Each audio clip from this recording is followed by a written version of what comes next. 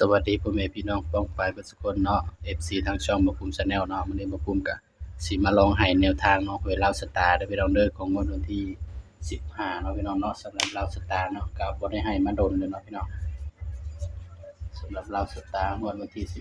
15เดือน12 68เนาะสำหรับหวยลาวสตาร์เด้อพี่น้องเด้อบ่าวบ่มีรายได้เนาะบ่มีเงินไปซื้อกระดาษปากกาเนาะพี่น้องเนาะก็เลยบ่ค่อยมาลงแนวทางปานใดลงไปมันก็บ่มีรายได้ทางช่องเนาะพี่น้อง เพราะว่าตั้งค่าบ่เป็นพี่น้องตั้งค่ารับเงินบ่เป็นเนาะเฮายืนยันตัวตนบ่ได้จักเทื่อพี่น้องเอ้ย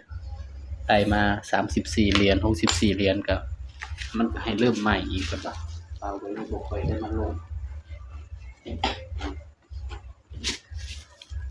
ถ้าใครอยากให้บ่าวลงประจำก็ช่วยสนับสนุนช่องบ่าวเด้อพี่น้อง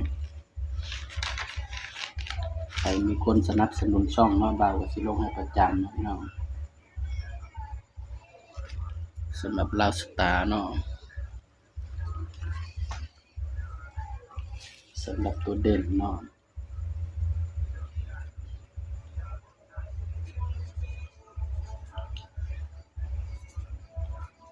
เด่น6กับ7เด้อพี่น้องเด้อสำหรับลาวสตาร์เนาะ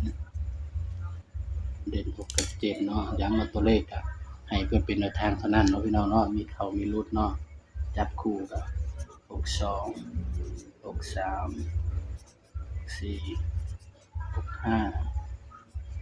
72 73ให้เด่น6เนาะ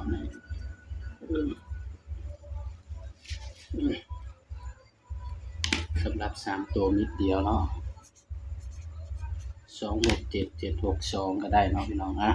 สำหรับคลิปนี้เนาะบ่าวกับฝากพี่น้องเพียงส่ำนี้เนาะอย่าลืมกดไลค์กดแชร์กดติดตามช่องบ่ภูมิ Channel นี่เด้อพี่น้องเด้อสำหรับคลิปนี้ก็สวัสดีครับ